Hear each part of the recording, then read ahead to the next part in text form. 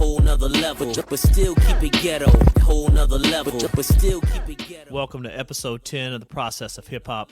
I'm Brian Joseph, writer, blogger at theprocessofhiphop.com. And as always, it's all about the process. In today's interview segment, I'll be talking to Ben Merlis. Ben is the author of the book, Goin Off, the story of the Juice Crew and Cold Chillin Records. So let's get into it. I'd like to welcome to the Process of Hip Hop podcast, Ben Merlis. Ben, how's it going? Good. How are you, Brian? I'm great. Thank you so much for joining. Thanks for having me. So we're here to talk about your book, about the Juice Crew, and again, Cold Chillin Records. And again, it's a great book. I had a chance to read it a few months back. And I wanted to start with your background, particularly how did you get interested in hip hop and what led you to write this book? I got interested in hip hop in 1984. I saw a movie called Breakin', and Ice-T is in that movie. It didn't leave much of an impression on me, even though I became a huge Ice-T fan about 3 years later when he put out his first record. But then the year after that, a movie called Rappin' came out in the theater, which is a terrible movie, but it got me interested in hip hop music. And right after that, me and my older brother got the first Fat Boys album and the first Run DMC album, and it snowballed from there. And then, when Cold Chillin came around in 86 and 87, we started getting those records mailed to our house because our father worked for Warner Brothers Records, which was the distributor of Cold Chillin. So we kind of had the inside track on a lot of that stuff as it was happening.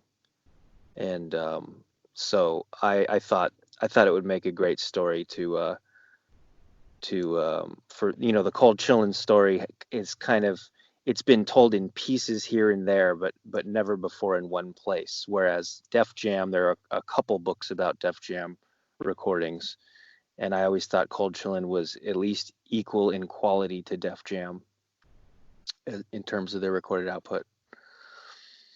So that's how I got interested in the idea of making a book about Cold Chillin and the Juice Crew. One of the things I think that is very interesting about the book is that it is somewhat of a historical account of hip hop. Obviously, birthed in New York, and so you're kind of talking about some major players in the hip hop scene. Obviously, it centers on Cold Chillin, and kind of that central character is Marley Marl. How do you think Marley's influence was really kind of the foundation for Cold Chillin Records in a way? How would you articulate that? When Cold Chillin Records was founded, the entire idea of the label would be that Marley Marl would produce every record, which is it's a tall task for someone to produce every single record coming out on a label. And eventually that idea fell apart, but initially that's what was happening. And so you really get the Marley Marl sound with those early Cold Chillin records. And Marley himself was a live DJ on the air on Mr. Magic's Rap Attack radio show, which was on WHBI in New York and then on WBLS in New York. So this was the first hip hop radio show on a commercial radio station ever. And Marley would cut up the records. Mr. Magic would talk in between the records. He was the radio personality. And so Marley already had a name for himself. And he had produced records by Roxanne Shante and MC Shan and Dimples D and a lot of people in the Juice Crew before Cold Chillin even existed. So they were really trying to take the magic that was happening no pun intended, with the Juice Crew and put it all in one place with Cold Chillin' Records. One of the things also that I think is interesting is that you have a rap show trying to get on the air, really, with that Mr. Magic show. And now it's obviously you turn on every pop radio station, and you have a rap show that runs all day long. And myself being an LA native, I remember K-Day and how big that was to those of us that lived in LA, that you actually had a rap radio station. So I thought that was such a significant part of the book. But one of the other ideas is that, as you just mentioned, having a central DJ kind of producing everything, whereas that set the mold, and you talk about that in your book, that kind of set the mold for other groups and other, I'll just say, collaboration efforts throughout hip hop, where you kind of have a central DJ. I mean, obviously, when you think of even on the West Coast, you have a Dr. Dre that did that with the Chronic album. But even on some other levels, you had other groups that kind of formed using that idea of having a central DJ that would serve as the producer for everyone. And those other artists would benefit from that DJ's production. But talk about the MC Shan, and in a way, his most significant song is, The Bridge, but that also became kind of the impetus for KRS-One's career. So talk about that. You outline that in your book, but talk about that for us. Yeah, so KRS-One, well, let's start with MC Shan. He was a rapper from Queensbridge. Marley Marl was the producer of his records, most of his records. He put out one single on MCA that was not produced by Marley Marl. But The Bridge came out in '86, and it tells the story of just the history of hip hop within this one housing project called Queensbridge, which is the biggest housing project in North America. It's right there next to the Queensboro Bridge, in just across the river from Manhattan. And so there was this rap crew called Boogie Down Productions in Bronx, because Boogie Down means the Bronx, the Boogie Down Bronx, and they tried to either join the Juice Crew or at least get Mr. Magic to play their records on his radio show.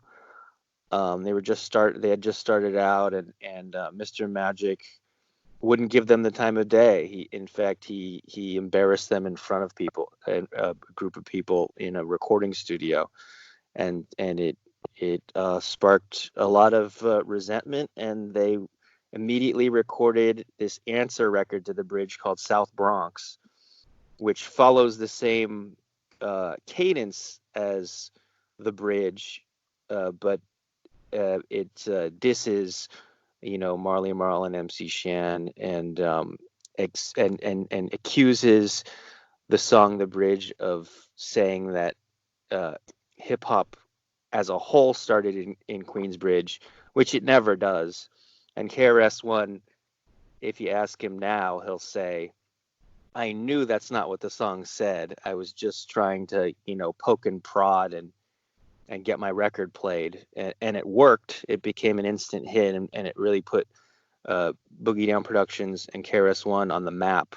And they're basically using a play straight from the Juice Crew playbook, because it's exactly what Roxanne Shante did a few years earlier when she made an answer record to Roxanne by UTFO. She made a record called Roxanne's Revenge, which follows the same exact beat, and she's dissing UTFO. So they literally did the same thing the Juice Crew had done themselves to get on the map, and it worked both times.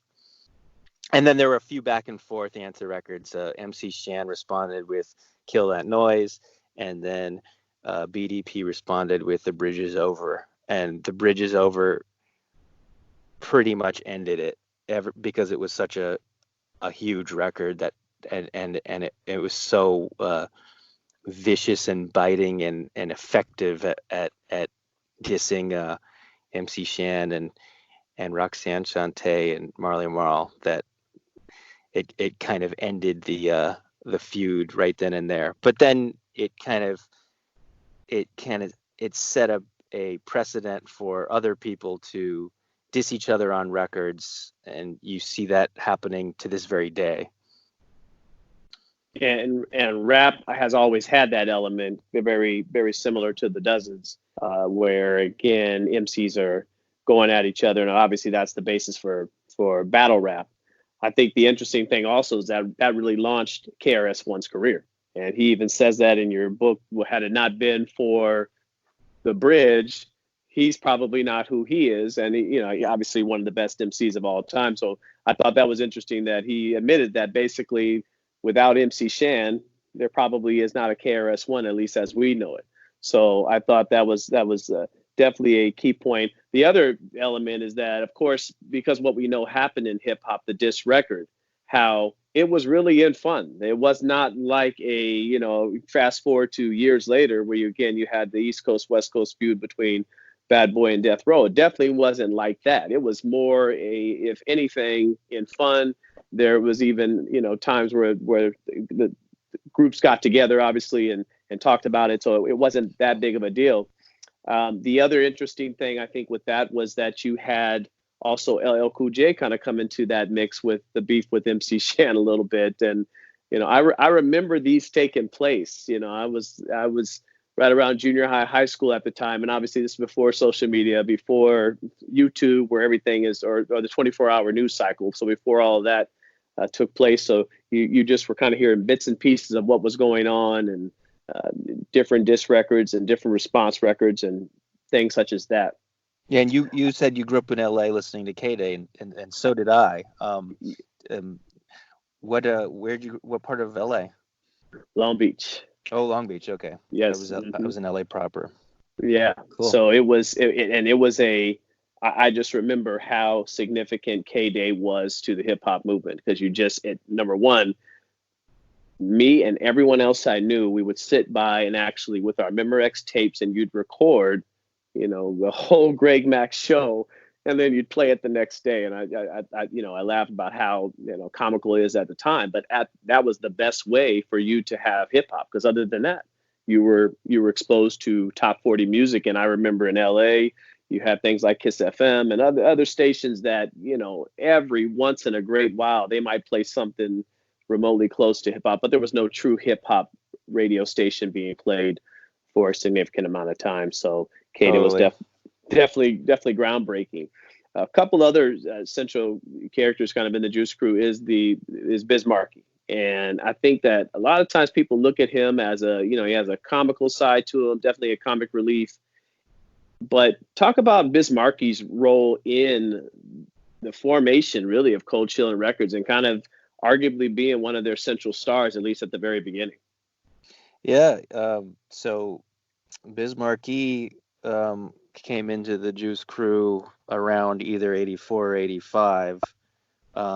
He initially, Marley Marl would just get people, kids, teenagers, and even younger than that, who were rapping around his project, because Marley Marl lived in Queensbridge, and so he just grabbed Craig G, age 12, and who lived in his building, and have him rap on records. And then eventually people started coming to Marley. So Biz Markie was living in Long Island, and he would come out to Queensbridge to try to get the attention of Marley Marl. And then eventually Marley started producing records for him, the first of which, Make the Music with Your Mouth Biz, came out on Prism Records.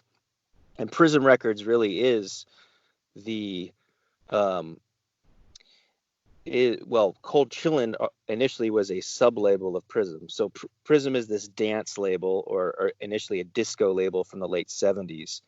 And so going into the 80s, it's more of a dance label. And then this Biz Markie record, which is a local hit in New York, is the first time Prism Records collaborates with someone in the Juice Crew, and then that basically forms the basis of Cold Chillin later on that same year. So he really got the rest of the posse in with Prism for Cold Chillin to form, because Prism Records is Len Fitzgerald, and Cold Chillin is Len Fitzgerald and Tyrone Williams, who was Biz Markie's manager, and also a lot of the other Juice Crew recording artists' manager. So what happened was Biz Markie followed that up with another hit song, hit meaning, within the hip hop community hit song, the following year with Nobody Beats the Biz, and then so on. But then eventually you have the single Just a Friend on Biz's second album, and that becomes a pop hit that ends up getting to number 9 on the Billboard Hot 100 and selling 1 million copies. So he was the single. Well, him and Big Daddy Kane were the two biggest breakthrough artists who were ever on Cold Chillin'. So yeah, he's hugely important. And if people think of him as a one-hit wonder because they know Just a Friend, but not anything else, he has a lot of good songs. And even though his persona is goofy, so to speak, he really knows music very well. He has a huge record collection, and he's very instrumental in picking the samples that ended up on those records, and producing a lot of his records after he parted ways with Marley Marl. So he's not he is to be taken seriously in some regards, as strange as that sounds. Yeah, and even if you listen to Biz Markie's content, when you really listen to it, yes, there is a comical, goofy, always has been tone to it. He's singing over a lot of different things, but when you break down his content, he's really talking about some very much like consistent with other hip hop artists, past, present, and obviously probably in the future as well. He's talking about inner city street life as well. He's making jokes of it, but at the same time, his content is very similar to the other MCs of the day. So I thought that when you actually listen to him and kind of deconstruct that, so to speak, it definitely has that feel to it. And that's not always talked about when you think of Biz Markie. The other question, obviously, again, is Big Daddy Kane. I mean, I always feel like Kane is underrated to a certain degree, and partially that's because of the way his career kind of took a turn in the late 80s, early 90s. But what do you think Big Daddy Kane could have become had he been maybe either better promoted or better, I'll just say, had his career path been, I think, directed better? What do you think he could have become? Well, he is one of the greatest battle rappers, and one of the greatest lyricists, and one of the greatest MCs and overall performers that hip hop has ever produced. And he told me, and I think it made it into the book, that had his career, had he come out a little bit later, like in the Bad Boy era, it would have been better for him sales wise. So the issue is, a lot of rappers, especially in the 80s, had short-lived careers because that was just the nature of the genre. And then also, you have exceptions to the rule, like LL Cool J, but he's really an exception to the rule. I don't know. I mean, it's tough to say, like, if things had gone differently, what the outcome would have been. I know that overall, Def Jam was distributed by Columbia Records, and that was the parent label was CBS before it became Sony, and they were just better at selling rap records than Warner Brothers was. So, I mean, had he been on Def Jam instead of Cold Chillin', he probably would. Those first two albums might have sold double what they ended up selling. Although that doesn't answer the question of what would have happened had he continued down the same career path that he did. I mean, here's the thing. A lot of people, they look at a record cover and then they hear or see the singles, the videos of the singles being played on MTV or Video Music Box, and then they rush to judgment when a lot of those later Big Daddy Kane albums, in fact, all of them had lots of great songs on them. But this was the pre-streaming era when you'd have to take a financial risk in order to even find that out in the first place. It's not like you could have flipped through every single song and been like, oh, there are 4 or 5 bangers on the fourth Big Daddy Kane album. Back then it's like, I have $12 or $15. I gotta spend this wisely. So maybe I'm gonna get a different record instead, because I don't like the way this record cover looks. A lot of it is marketing and packaging, so it's kind of unfortunate.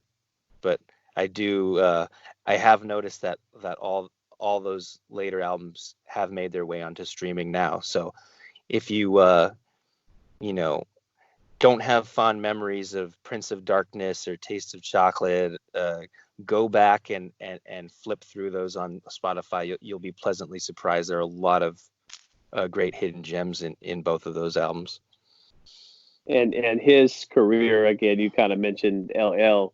Those were kind of 2 of the sex symbols, so to speak, at least obviously in the early rap years. And I think that also hurt his career, because it's like, yeah, sure, that might boost album sales with the women, but the credibility that sometimes from your counterparts, and it's probably a little bit of jealousy too, but counterparts of your other male MCs kind of makes it to where you're kind of drifting away from what hip hop is supposed to be, which is obviously not you don't think of hip hop artists as heartthrobs. Obviously, there have been some along the years, but that was something that I always felt that kind of hurt his career too, being labeled as a heartthrob. Then the whole Playgirl, incident where he's in Playgirl, that type of thing. Also, I think kind of just it hurt his career, so to speak. But I do think had he come out a little bit later, because even Jay-Z credits Big Daddy Kane as being a mentor. In fact, Jay-Z's early career, he was actually touring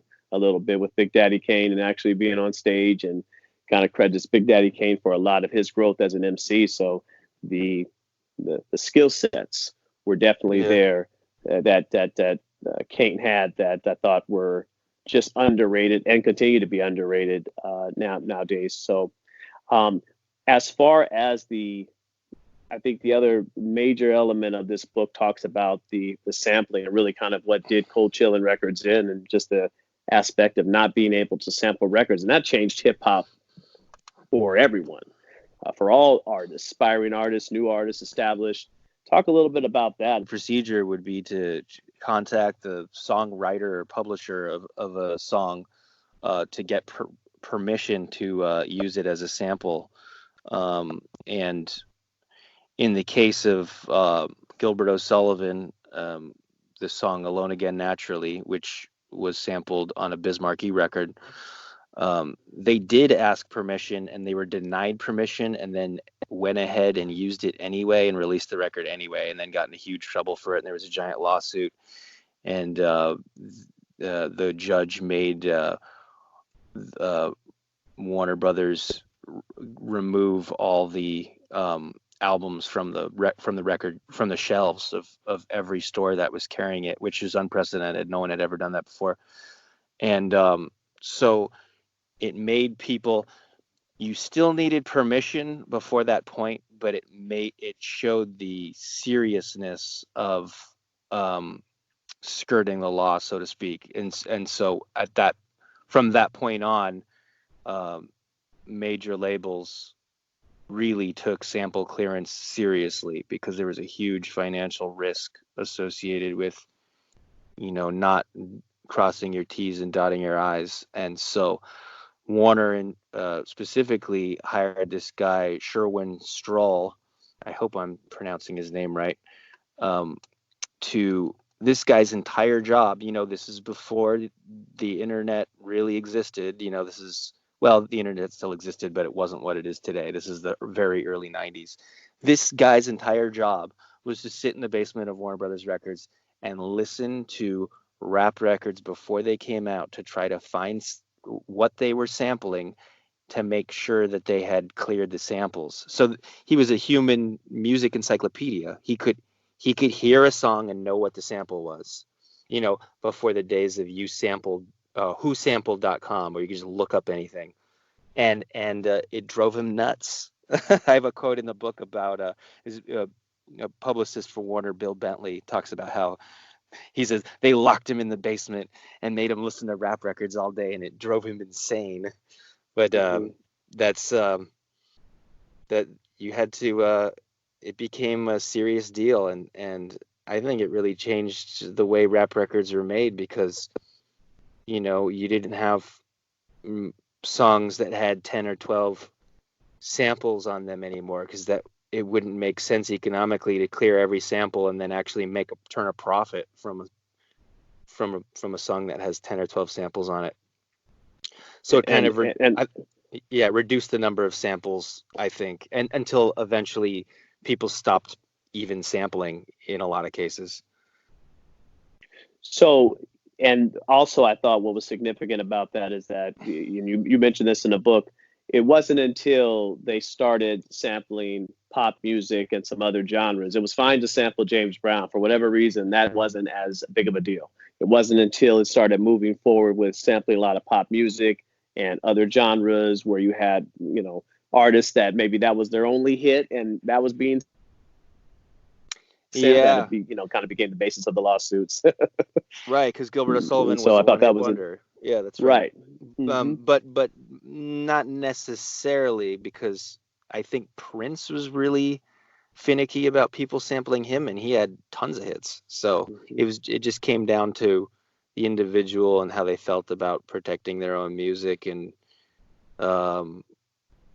maybe people who were less kind towards hip hop probably were more against it, like AC/DC. Didn't want anyone to sample them because they just didn't believe in sampling.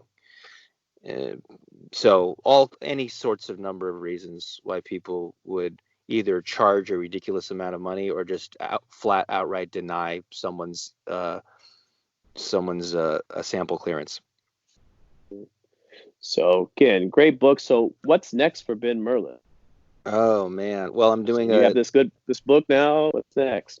I'm doing we're gonna go to when I say we, I mean myself and George DuBose, the photographer who did most of the record covers for Cold Chillin, is an American expat who lives in Cologne, Germany now, and I'm gonna go to Europe in April, and then we're gonna go to Utrecht, Holland, Cologne, Germany, Berlin, and London, and do a photo exhibition / book signing together, and that's in April. I don't have the dates in front of me right now. Mid-April, and after that, I'm not sure. I believe, and I hope this pans out, because it'll be funny if it doesn't, or it'll just be like a waste of breath if it doesn't. But I'm gonna have an online radio show very soon, but I don't have the details on that either. So we'll see. Lots of things. Right. And what's the best place for people to contact you and stay in contact with what you're doing? I'm on Instagram at Cold Chillin Book, and I post stuff every day or every other day, and the book itself is entitled Goin Off, the Story of the Juice Crew and Cold Chillin Records, and that is available on Amazon as both a physical book and Kindle, and it's in some stores, but your best bet is to go to Amazon, and because I know you can get it there.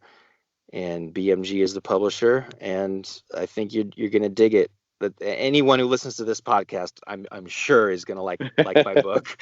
Right. And again, a great book. I thought very informative and definitely hit on a kind of I'll just say charted aspect of hip hop history, the Juice Crew and Cold Chillin Records. So, well, Ben Merlis, thank you so much for joining the podcast. Best of luck to you, and best of luck to the book success. Thanks, Brian. Yeah, thanks for having me. Whole nother level. Hope you've enjoyed this episode of The Process of Hip Hop. Join us next week for our next episode. The Process of Hip Hop is produced and edited by me, Brian Joseph. Executive produced by Dale Harewood. Music by DJ Big Mike of Realside Records at realsiderecords.com.